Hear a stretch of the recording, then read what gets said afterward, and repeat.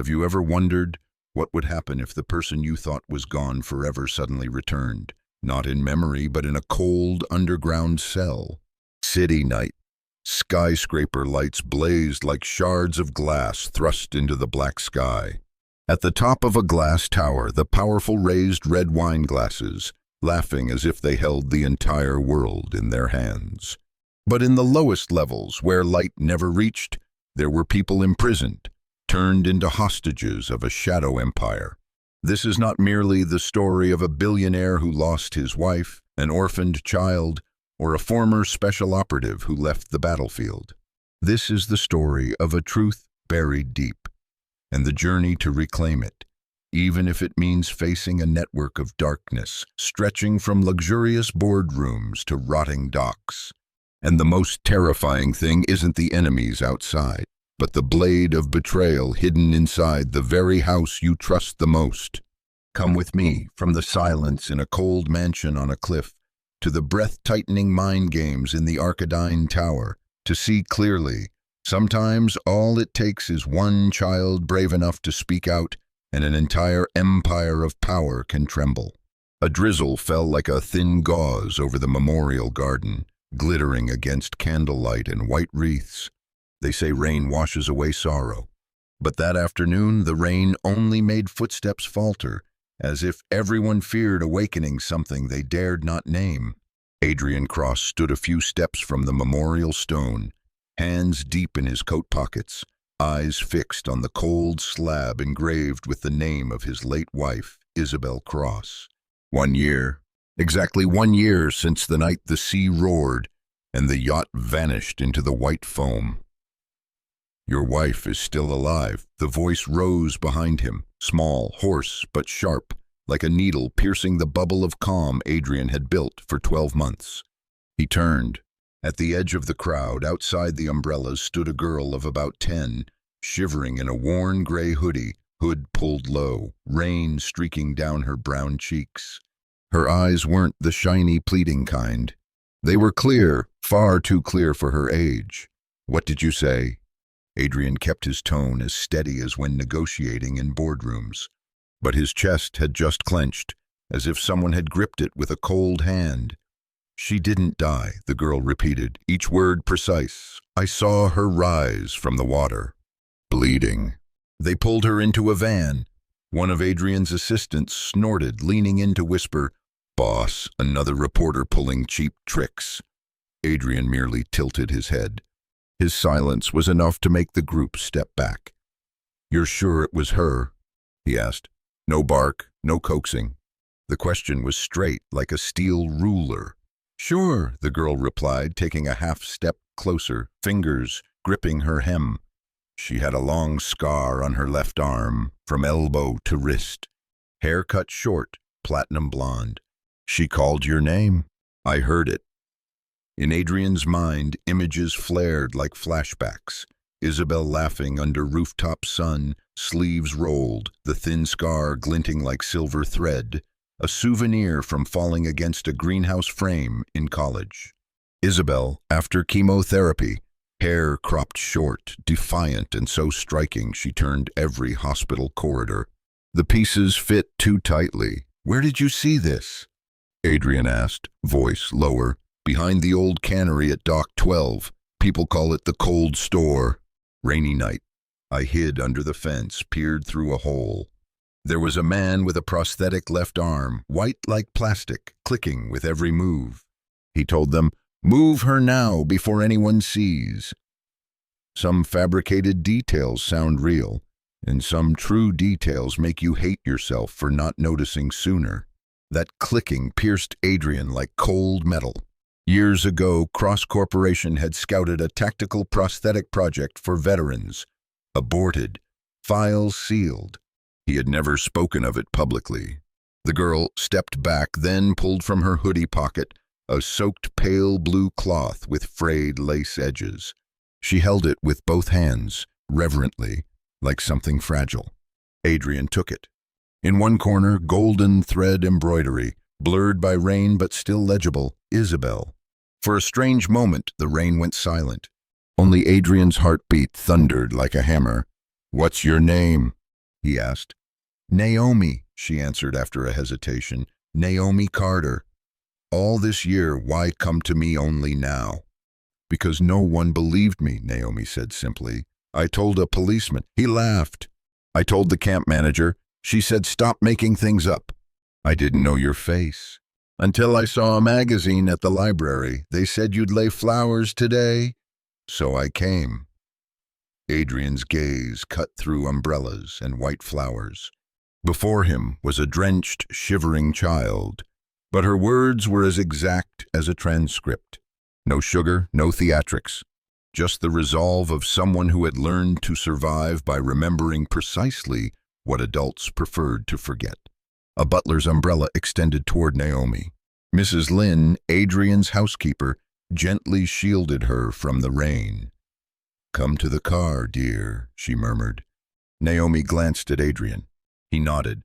When the car door shut, the outside world cut away like a switch flipped. Inside the dark leather cabin, oak and warm hide scent. Naomi sat upright, hands on her lap, like a student afraid to soil the seat. Adrian switched on the heater, handed her a dry towel. Do you have anywhere to go tonight? He asked. Naomi shook her head. No dramatics, no act. Just a shake and silence. Then you'll come to my home. Tonight, tomorrow, until we understand everything, you're not afraid I'm lying? She asked, blinking less, as if measuring him. I'm afraid not believing you and losing the only chance to bring Isabel back, Adrian answered. He spoke truth, and the truth, when it hits the right place, carries more weight than any oath. The car rolled through rain, leaving the memorial, climbing pine-lined slopes toward the cliffside estate.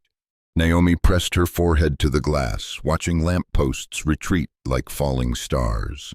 It had been a long time since she'd ridden in a car without the smell of moldy fuel and damp blankets.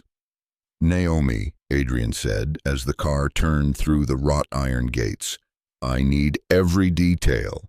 However small, she nodded, exhaled, uncorking a bottle. The rainy night, tires slicing puddles, the fence cut by bolt cutters, the cold store's white light, not yellow street lamps, the peeling 12 on the pillar, disinfectant mixed with iron tang, the click of the prosthetic whenever the man gestured, the van's plate not fully clear, only sure of a 7 and a K. She recalled Isabel looking through the fence once, a look as if she knew the child was there, sending something urgent adults call hope and children call don't leave. Adrian didn't interrupt. He let silence fill the car with fragments, leaving them to settle until the day they could be joined. The mansion lit like a ship anchored on the cliff. Inside, everything so neat Naomi shrank. Dry lamb's wool rugs, white walls, fire crackling. Mrs. Lynn placed a hot soup and bread before her. Naomi waited for Adrian's nod before eating. Careful bites, fast but never greedy. Children unchosen often learn not to burden. Adrian leaned against the bookshelf, observing without prying. He realized he had hired 10 dive teams, 3 investigation firms, burned a whole winter at sea, yet the sharpest lead had walked into his home on waterlogged shoes with a monogrammed handkerchief. This was the moment personal thought intruded, though he hated it. Sometimes life throws you a thread, thin, wet, frayed. Strength isn't in scoffing at it for being too small, but in being humble enough to hold it gently and pull. After the meal, Naomi curled before the fire, eyes tracing the flames like watching an old film. Adrian retreated to his office, closed the door, dialed a number. Marcus, he said when the deep, clipped voice answered, a former special ops commander turned security consultant. I need eyes on Dock 12, the old cannery, and every cold store within 2 miles. Look for a prosthetic left arm, composite material, clicking joints. No contact, only watch. And Marcus, if I'm right, tonight is the first night of a long game. You say if, like always, Marcus replied dryly, but I hear when in your voice. Adrian hung up, pressed the damp cloth in his palm. The gold thread Isabel glowed under the desk lamp, cutting a new kind of pain. the pain of hope's return. People say hope is beautiful. In truth, it's a blade. It makes you bleed again, but it also severs the rope pulling you under. He returned to the living room. Naomi had dozed on the sofa, still clutching her hoodie. Mrs. Lynn draped a blanket, whispered, "She looks wary, but good, sir." "Survivors are good in their own way," Adrian said, "and they remember in ways we've forgotten." Night crashed over the bay. From the second-floor balcony, Adrian gazed at black waters, hearing waves pound rock like clock hands hitting glass. In the dark, he recalled Isabel's last turn in the wind, short hair whipping, eyes alight. "Don't turn me into a mourning statue," she once teased half-seriously. "If one day I vanish, look for me. Or at least listen if someone says I'm still somewhere." Today, someone had said it, in a small, steady voice. Because sometimes, to make a powerful man listen, the world doesn't need a microphone. Only a whisper at the right moment. In the yard, an unfamiliar car paused at the gate, then rolled on. On his pocket screen, infrared cameras flashed. Adrian tapped, the system armed to full guard. Beyond the rain, port lights flickered. Somewhere out there, a man with a clicking left arm might also be staring toward this house, signaling a game already begun. Adrian shut the window, returned inside, stood at the threshold of the fire's glow. He looked at Naomi sleeping, her face softened to true age, despite the seasoned words earlier. He thought, tomorrow we go to Dock 12. Tonight, let the rain wash old fear. And right now, believe 1 millimeter more, enough not to give up again. Behind every monument is a small crack. Today, that crack widened by a child who refused to be invisible. And through it, light entered. The morning after the rain, pale pink sunlight streamed through the vast glass panes, spilling across the marble floor of the Cross estate. Everything inside gleamed as though the concept of dust had never existed. But even sunlight couldn't mask the fatigue etched into Adrian's eyes after a nearly sleepless night. He sat in his study, Isabel's handkerchief placed neatly on the desk. The lace edges were worn, the golden embroidery of her name, Isabel, glimmering faintly under the lamp. It was not merely an object of proof. It was a summons of memory. Adrian closed his eyes. A piece of life rushed back. Isabel, 19, sitting in the old university library with a handkerchief of the same blue. She had used it to dab sweat after basketball practice, laughing as she said, "Don't forget, every victory begins with keeping yourself tidy." He had laughed, teasing her for being old before her time. But now that memory was no longer funny. It was testimony. Isabel had truly existed, leaving marks no one else could imitate. A soft knock at the door. Mrs. Lynn entered, tray of hot tea in hand. Behind her, Naomi peeked in, eyes still heavy with sleep. "Good morning," she said quietly, hesitant but less afraid. "Come here," Adrian gestured. Naomi padded forward, her canvas shoes still damp. He slid the handkerchief toward her. "Where did you find this?" Naomi sat, hands on her knees, in the trash outside the cold store. The man with the prosthetic threw it out. "I saw the name stitched, so I kept it." Adrian nodded slowly. "Do you know how precious this is?" "As precious as evidence," Naomi replied without hesitation. The answer startled Adrian. A child understood the value of evidence better than many lawyers. After breakfast, Adrian summoned Marcus Hale. The large man with stubbled beard entered in a worn leather jacket. Ex-Special Forces, now Adrian's private security specialist. Marcus glanced at Naomi, then straight at his employer. "I've got satellite images. Cold store number 12 still has power. Trucks in and out at midnight these past weeks. No one knows what they carry." Adrian tapped a finger lightly on the desk. "What do you think?" Marcus shrugged. "Either contraband storage or a holding site." "Both dirty enough for us to dig," Naomi cut in, voice firm. "I heard him say, 'Move her before anyone sees. It can't be normal cargo.'" Marcus frowned. This kid, Adrian interrupted. Naomi will be part of this. She's the only witness, Marcus blinked, surprised. But when he met Naomi's dark, fiery eyes, he nodded. All right, as long as you know this isn't a game. That night, Adrian opened his safe, retrieving a small wooden box. Inside were not jewels, but letters Isabel had written. The paper yellowed, the handwriting soft. He unfolded one. The words leapt, "If one day I disappear, don't let them say I died. Believe even if only one thread remains." His eyes blazed. The handkerchief on the desk linked straight to those lines, as if Isabel had sent a signal from somewhere. Naomi entered, hugging the little teddy bear Mrs. Lynn had given her. "Uncle Adrian," she faltered, "if you go tomorrow, I'll go too. I can't let them erase her for real." Adrian looked long at her. In those young eyes he saw himself 12 months ago screaming on a stormy deck. The only difference, he had lost faith, while Naomi clung to it through a stolen childhood. He nodded slightly. "Tomorrow we begin. Some evidence doesn't lie in labs or courts. It lives in memory, scars, a handkerchief, handwriting, and sometimes we adults are too busy proving to remember listening." The child holding the cloth had remembered for everyone. "So what about you? If one day someone whispered the truth isn't over, would you have the courage to believe?" Sea wind blew hard against the cliff, carrying salt and the pounding of waves below.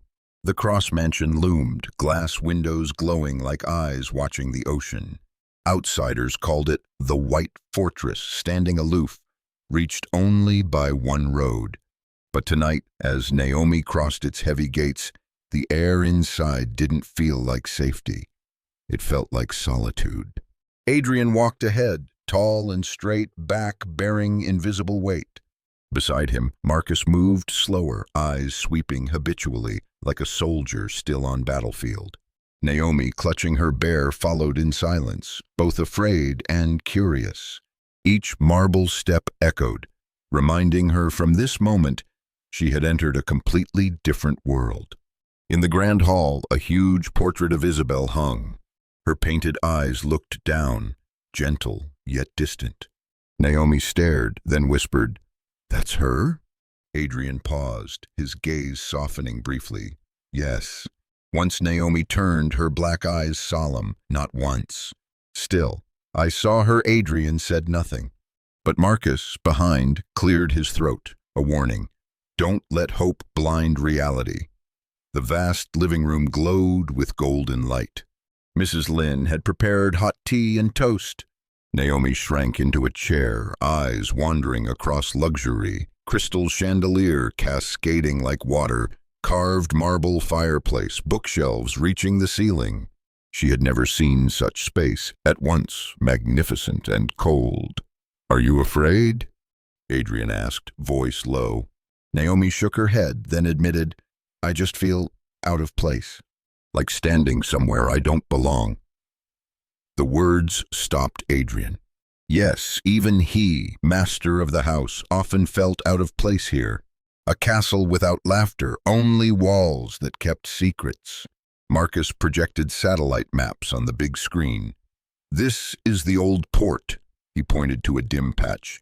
"Warehouse 12, where Naomi saw the man with the prosthetic. Security cameras cut. To get inside, we'd face at least 2 security layers. If Isabel is truly alive, this is where she's held." Naomi jumped up, eyes lit. "Then let's go now." Adrian laid a hand on her shoulder, steadying. "We can't rush.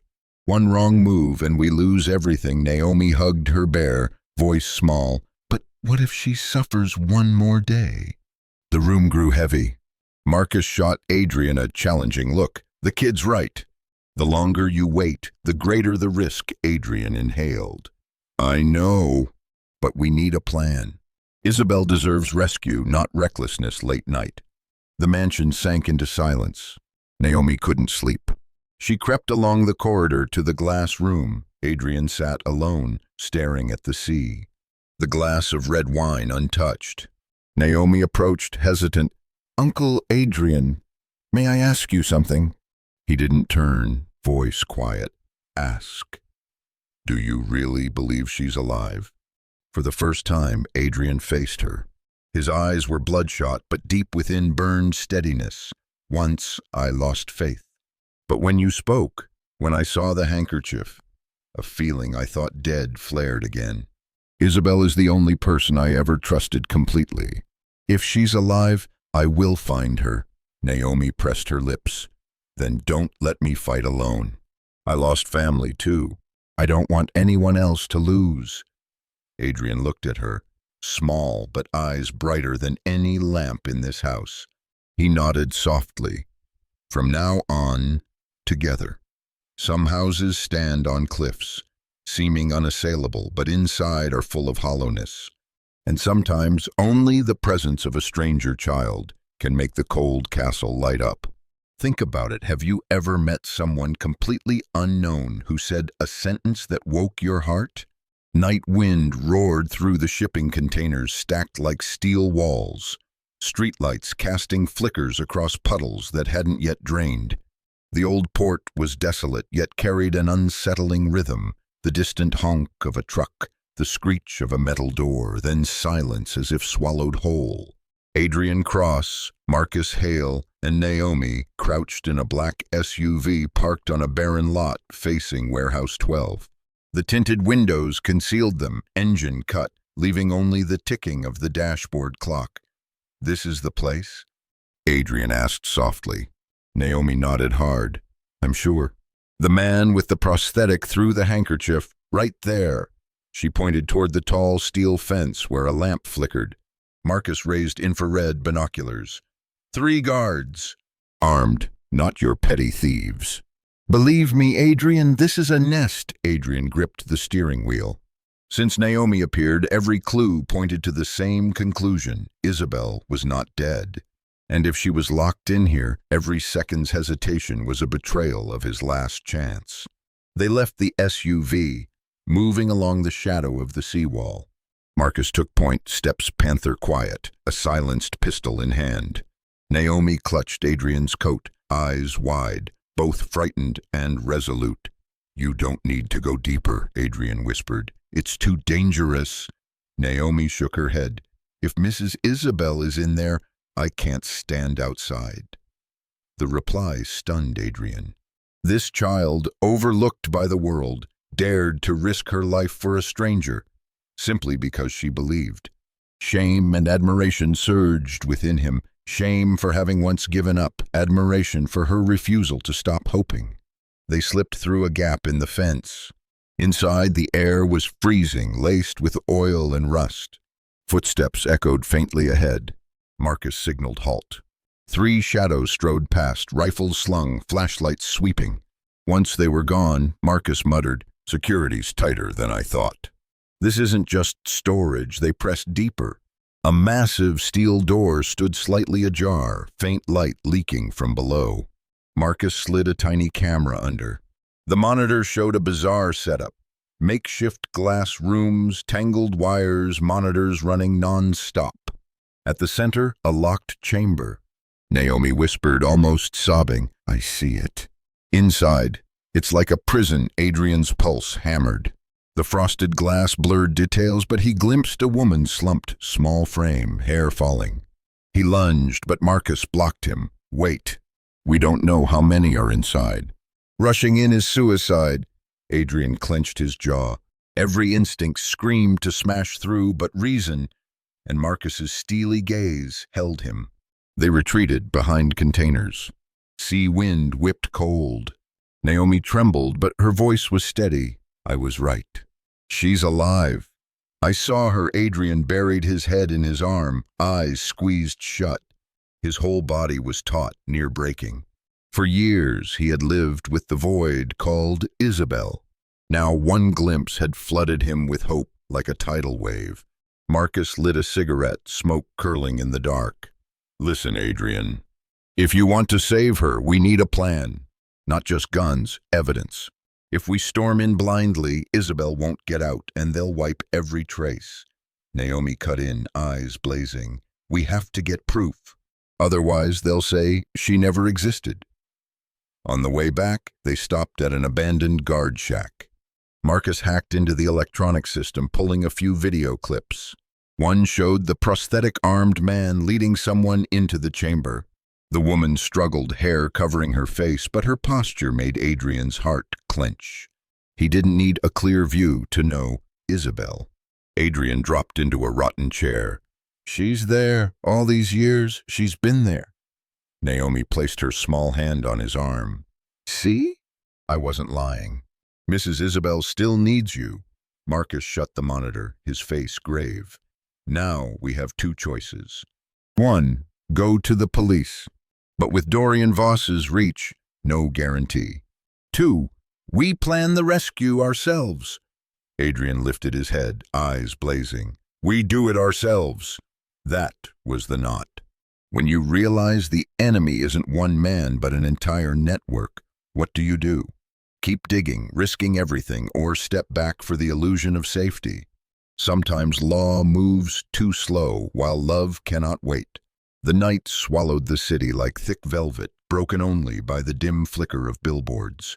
At the top of a glass skyscraper in the financial district, a private party hummed. Crystal clinks, laughter, muted jazz. In a perfectly tailored gray suit, Dorian Voss stepped onto the balcony, lighting a cigar. His silver hair slicked back, his face chiseled like stone. Not a politician, nor a mere businessman. He was the one in between, power broker, feared by tycoons and underworld alike. Inside, through one-way glass, two aides watched surveillance screens from the port. Grainy, but clear enough. Adrian, Marcus, and Naomi sneaking, then retreating. "They've sniffed it out," one aide whispered. Voss exhaled gray smoke, lips curving. "Good." The fish has bitten. Meanwhile, at the suburban estate, Adrian sat silent in his office, clutching the footage Marcus retrieved. Isabel was alive, certain, but with each passing second, danger swelled. He wondered, was he already too late? Marcus tapped the desk. "We need to know who we're facing. The man with the prosthetic isn't random. He's an ex-Black Talon mercenary, the outfit behind dirty ops in Africa. The one funding them, Dorian Voss." Naomi's eyes widened. "I've heard that name." At the refugee camp, people whispered, like a ghost. Anyone who opposed him vanished. Adrian buried his head in his hands, voice raw. "If Isabel is in his hands, this isn't just family. It's a whole network." That night, Marcus spread a map across the old wooden table. Red pins marked warehouses, ports, shell companies. Black threads crisscrossed like a spider's web. "This is Voss's shadow empire," Marcus explained. "He uses shipping firms as cover, moving people and contraband across continents. Isabel is just one piece in a much larger game." Adrian stared at the pins, voice hard. "For years I suffered thinking she was dead. But the truth was hidden in plain sight, shielded by a web of blood and money." Naomi quietly copied the map into her notebook. Her voice trembled.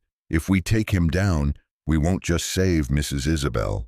Others too." Adrian's hand rested firm on her shoulder. "You're right. This isn't just personal anymore. This is duty." Meanwhile, back at Voss's party, a new figure entered. Lawyer Clara DeWitt. Elegant face, razor eyes. She represented many global corporations and kept Voss's secrets. "Mr. Voss," she said softly but firm, "news from the port leaked. If Adrian Cross is involved, he won't stop." Voss smirked. "Adrian's an old lion. Lost his children, his wife, thought broken. But the fire still burns. Good. A desperate opponent makes for an interesting game." Clara frowned. "But a desperate lion is dangerous. Which is why," Voss crushed his cigar, "we'll let him go deeper. The further he goes, the less he can turn back. And when he nears the heart, we'll tighten the noose." A few days later, Marcus handed Adrian a thick dossier. Inside were life insurance contracts, mysterious payments, and most important of all, a clandestine photograph. Isabel, hair wet and cropped short, being escorted down a dark corridor by the man with the prosthetic arm. Adrian's hands trembled as he held the photo. My God, she really is there. Marcus laid a heavy hand on his shoulder. The question isn't whether Isabel is alive. It's whether you have the courage to face what's holding her there. Naomi stepped in, voice certain. We can do it. I'm not afraid. Adrian looked at the child, and in those deep black eyes he saw what he had lost. Absolute faith. He nodded slowly. This was the crux of the story. When the enemy is not a single man but an entire network, what do? Keep digging knowing it might cost your life? Or stop clinging to a fragile piece? Drizzle veiled the city like a silver curtain. In an abandoned library outside town, a dim light glowed from an upstairs room, where Adrian, Marcus, and Naomi met in secret. The old wooden table was buried in maps, satellite images, and the stolen files from Voss's network. The air was thick with tension. Adrian leaned against the window, staring into the dark. Since seeing Isabel's photo, his heart had been pounding non-stop. Yet his business years had taught him, impatience leads to death. We can't charge in like fools, Marcus said gravely, eyes scanning the maps. Warehouse 12 is just the shell. The real center lies deeper, underground, near the submarine dock. Naomi sat cross-legged, sketching the layout in her notebook. Her voice was steady. I remember the left tunnel. That night they dragged Mrs. Isabel through it, past a faded red paint mark on the wall. Marcus nodded. Good detail.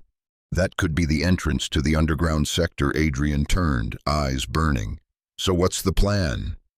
Marcus drew 3 sheets from his folder. The first, a schedule of covert cargo submarines disguised as seafood exports. The second, a list of electronic door passwords, hacked from a security staffer. The third, a rough base map, red lines marking camera blind spots. We'll split 3 ways, Marcus explained. I'll handle the security system. Adrian, you go with Naomi, follow her memory to Isabel's cell. Once the signal's given, we all regroup at the north exit. Vehicle ready. Adrian frowned. Too simple. Voss isn't stupid enough to let us walk in easy. Marcus smirked thinly. Exactly. The biggest trap is making us think we're in control. The next night, they moved. A storm lashed from the sea, waves crashing to mask their sound. 3 figures in dark clothing slid past the steel fence, swallowed by rain. Marcus clipped wires into the breaker box, fingers dancing across a mini keyboard. Cameras flickered, then dimmed. Path is clear, he whispered. Naomi shivered, but her eyes stayed fierce. She led, small shoes gliding across wet floor. Here, this way. They reached a long corridor, lamps flickering like a pulse. The faded red paint smeared across the wall, pointing down a narrow stairwell. The air below was heavy with mold and chemical sting. Adrian felt every nerve tighten. The deeper they went, the louder he heard his own heartbeat echoing in the dark. At the corridor's end loomed a thick steel door. Marcus set a lock breaker, the timer on his wrist ticking down. 30 seconds. Adrian gripped Naomi's hand, whispering, Whatever you see, stay close to me. The lock clicked. The door swung open. The room beyond was empty, save for a single iron chair bolted to the floor and a table smeared with dried blood. Naomi gasped. No, this isn't it. Marcus swept the area, face grim. They've moved her. Adrian collapsed onto the chair, fists tight. Hope shattered like glass. But then Naomi rummaged in a corner, pulling out a small object, a broken necklace, gold glinting faintly. On the pendant, 2 engraved letters, A and I. Adrian reeled. This was our wedding keepsake. Marcus stiffened, ears alert. Footsteps. Heavy boots thundered on the stairs. Lights flashed. Figures appeared, black armor, rifles with silencers. At least 6. It's a trap, Marcus roared. Adrian dragged Naomi behind a crate as bullets tore the air. Sparks flew, faces lit in strobe flashes of violence. Marcus fired back, dropping two. "We have to get out, or we're done." Naomi shook, but yanked a high-beam flashlight from her pocket, blinding their attackers. "Go, Uncle Adrian." They bolted up the stairs, gunfire echoing through the bunker. At the steel door, Marcus hurled a smoke grenade, choking the passage. They collapsed in the SUV, gasping. Rain lashed the windshield like whips. Adrian stared at the necklace in his palm, eyes blood red. Isabel was here. But why leave this? Did she want me to know she still has hope? Or was it a plea for help? Marcus gripped the wheel. "One thing's certain, Voss knows we're closing in. He baited us to test our strength." This was only the prelude. Naomi slumped back, trembling, but her voice rang steady. "I'm not afraid. As long as Mrs. Isabel is alive, I won't back down." Put yourself in Adrian's place when you find traces of the one you love but instantly fall into a trap. What would you do? Charge headlong into danger or wait for a safer chance? In this game of shadows, hesitation can mean losing everything. Morning fog thickened around the suburban estate. No one had slept after the chaos. Naomi huddled on a library sofa, blanket around her, eyes wide, as though gunfire still echoed in her head. Adrian entered, clutching the engraved necklace. Its dull gold shimmer deepened the lines of pain on his face. "The girl saved us," he murmured, voice hoarse. "Without Naomi's flashlight, we wouldn't have escaped." Marcus stepped from the corner, laptop in hand. Satellite maps glowed across the screen. "But that's what worries me. Voss knows every move we make. Leaving this necklace wasn't random. It's his message. I know you're hunting me." Just then, the doorbell rang. 3 short chimes, 1 long. Emergency code known only to a few trusted. Adrian frowned. Who comes at this hour? Marcus readied his gun, motioning silence. The door creaked open. A woman stepped inside, long dark coat, hat pulled low. Hall light revealed a familiar face. Clara DeWitt, the lawyer seen at Voss's party. Naomi held her breath. Marcus muttered, "Hell, what's she doing here?" Clara removed her hat, eyes cold. "If you want to live, Adrian, listen to me." The room froze. Marcus raised his gun. "You work for Voss. Why should we trust you?" Clara slowly held out a USB stick. "Because your wife's life hangs by a thread, and I'm the one holding that thread." Adrian clenched the necklace, eyes blazing. "Speak." Clara sank into a chair, sighing as if selling her soul. "Voss isn't just holding Isabel as a hostage. She's the key." Isabel gathered evidence of the Atlantic trafficking routes, the entire Black Talon network. Voss knows if it comes out, his empire collapses. So he staged her death, imprisoned her in an underground medical facility, forcing her to decode the data. "That necklace you found." Isabel deliberately left it like breadcrumbs, Naomi whispered. "I told you. She wanted you to find her." Marcus kept his gun raised. "And you? Why betray Voss?" Clara's smile was bitter. "I once thought money and power could shield everything. But last night, when I saw Isabel dragged from the underground ward, nearly broken, I couldn't stomach it. There are things even a lawyer can't excuse. I refuse to carry that guilt to my grave."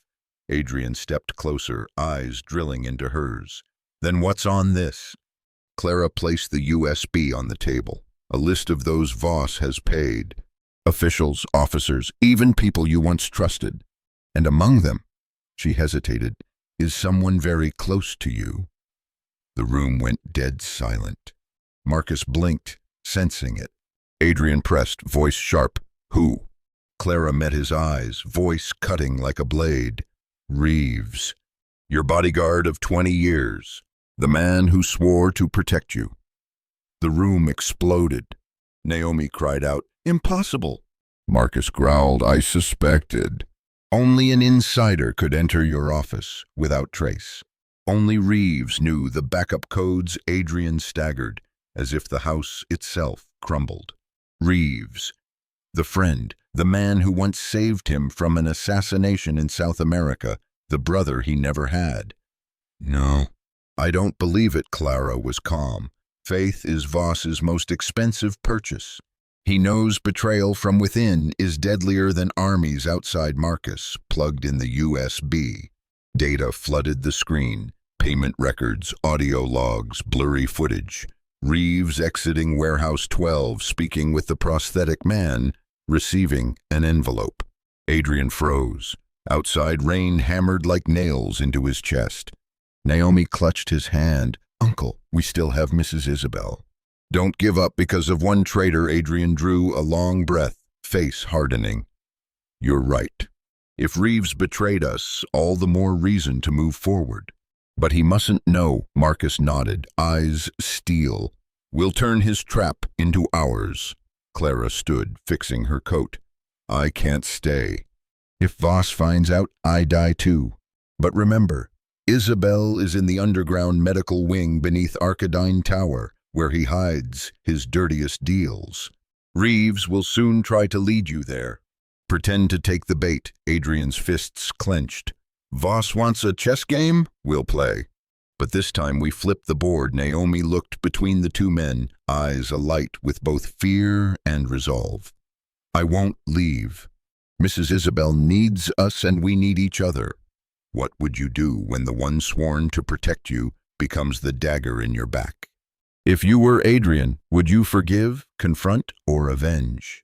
In a world where trust is the rarest currency, one crack can sink everything.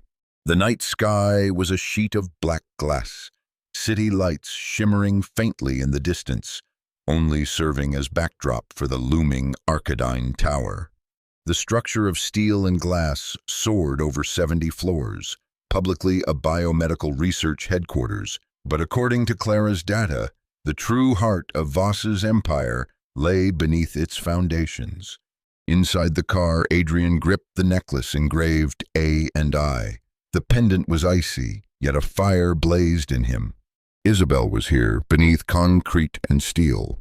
Beside him, Naomi inhaled deeply, clutching her notebook sketches. Marcus checked his gun and gear, every motion taut as a bowstring. Reeves will reach out soon, Marcus muttered. We have to play along. Adrian nodded faintly. Inside him, storms raged, pain, fury, anticipation. The man he once called brother was now leading him into a trap. At midnight sharp, the phone buzzed. On the screen, Reeves. His voice, deep but urgent. Adrian, I've got intel. Isabel's in Arkadine's lower levels. But time is running out.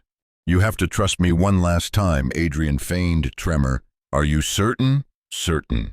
I'll get you inside. Marcus silently toggled the recorder, trading Adrian a look. Let him lead us.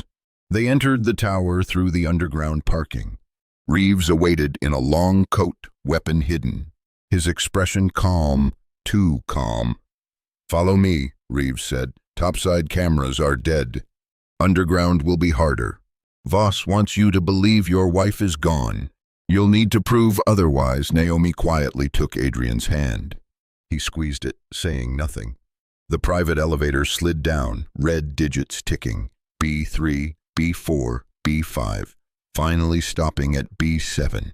The doors opened to a metal corridor bathed in sterile light.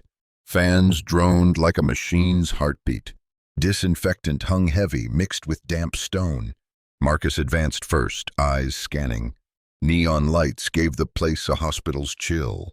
But behind frosted glass doors, shadows moved.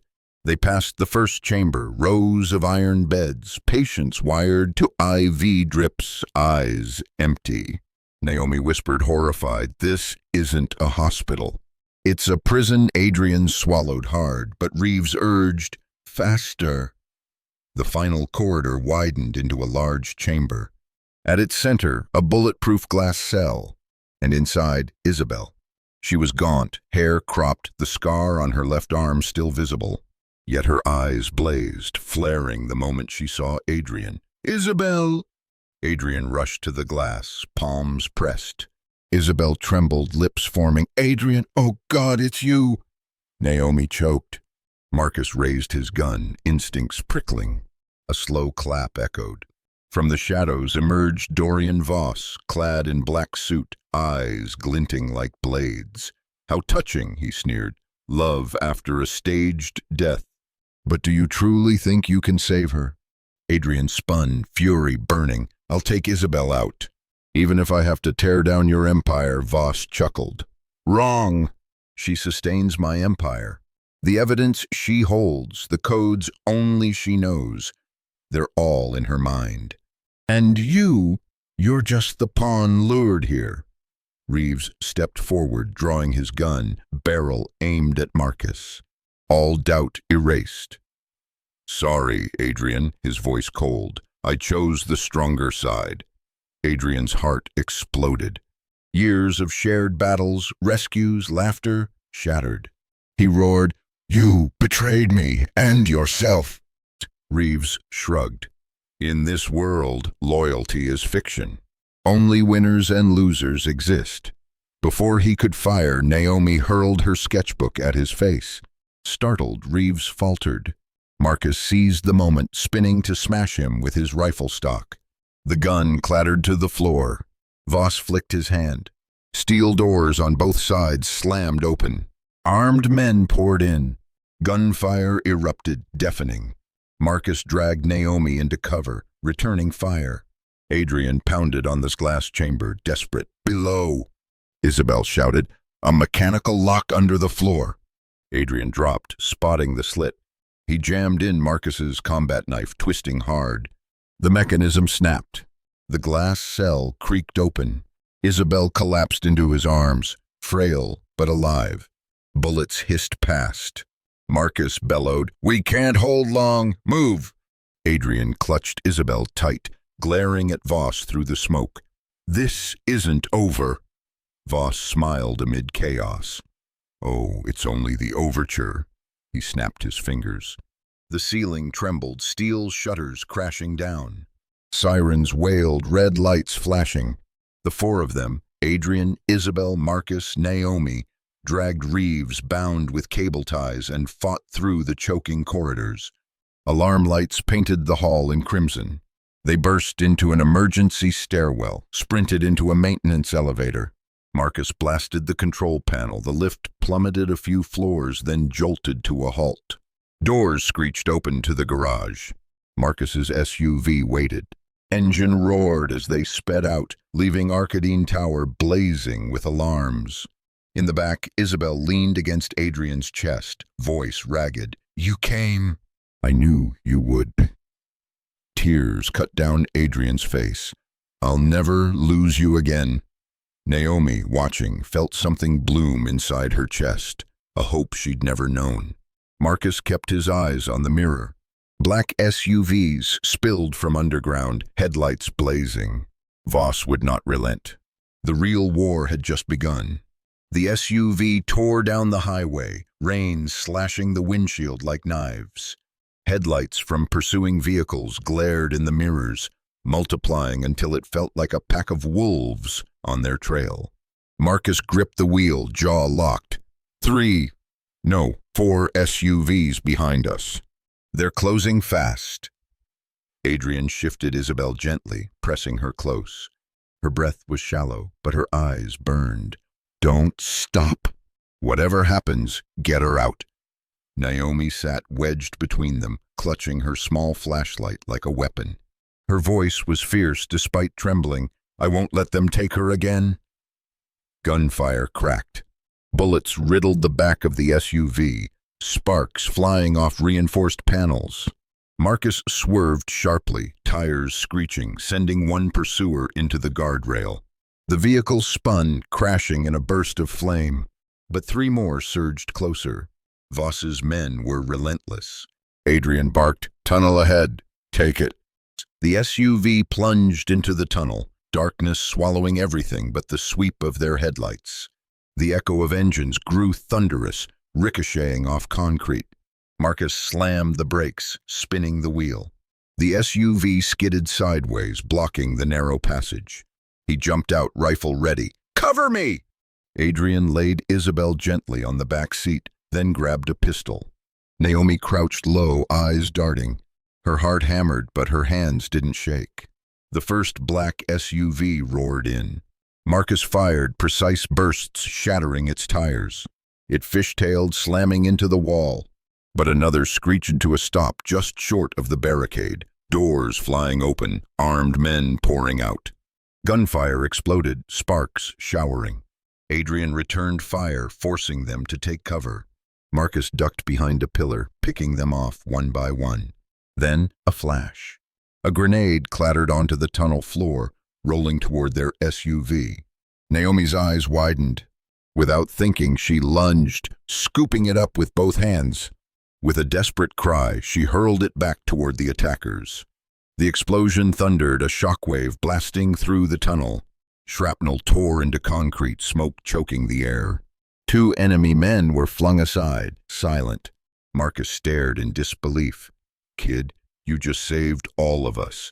Naomi coughed, wiping soot from her face. "I told you." "I'm not afraid."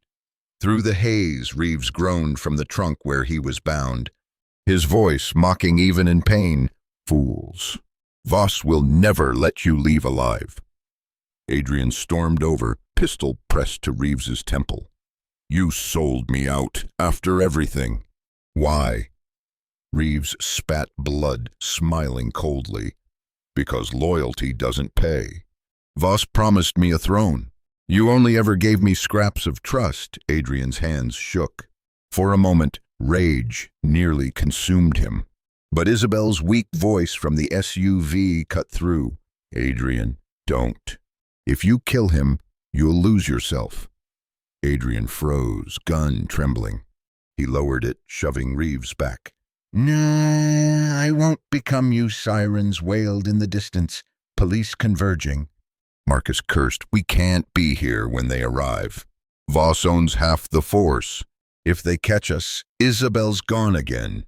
They shoved Reeves into the SUV, peeling out of the tunnel, smoke still thick behind them.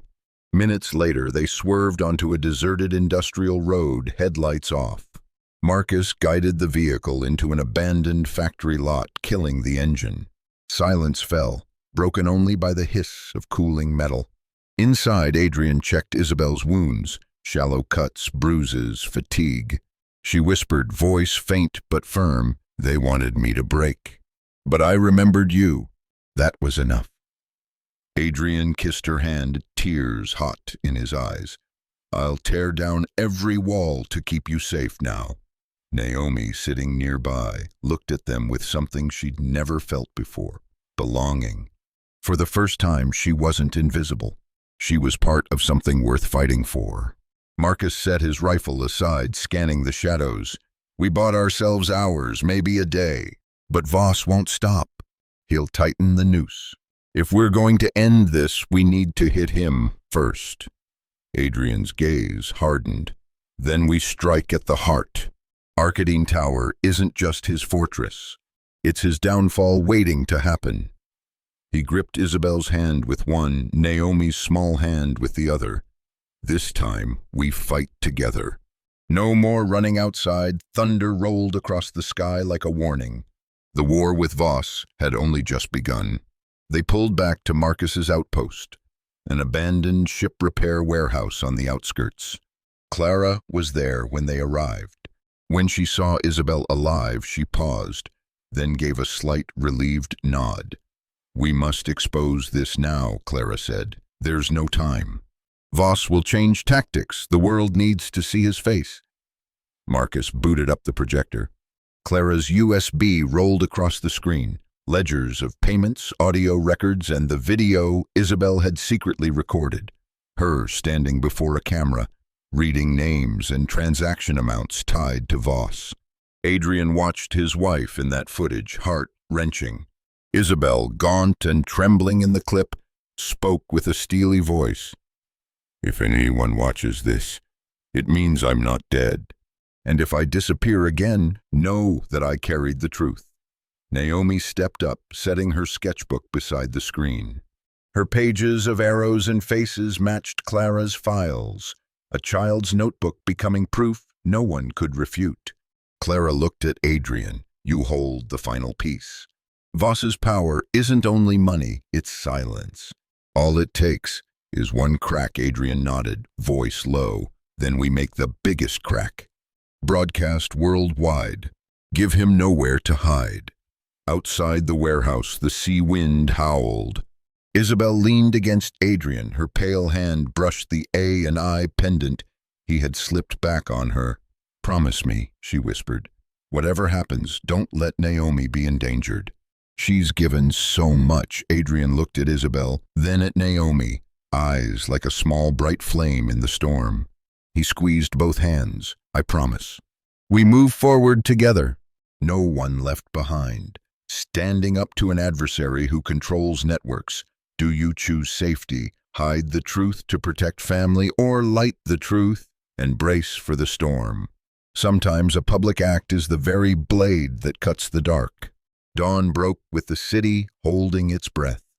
In a secret studio outside town, Adrian, Isabel, Marcus, Naomi, and Clara set up a live feed to major news channels and international social platforms.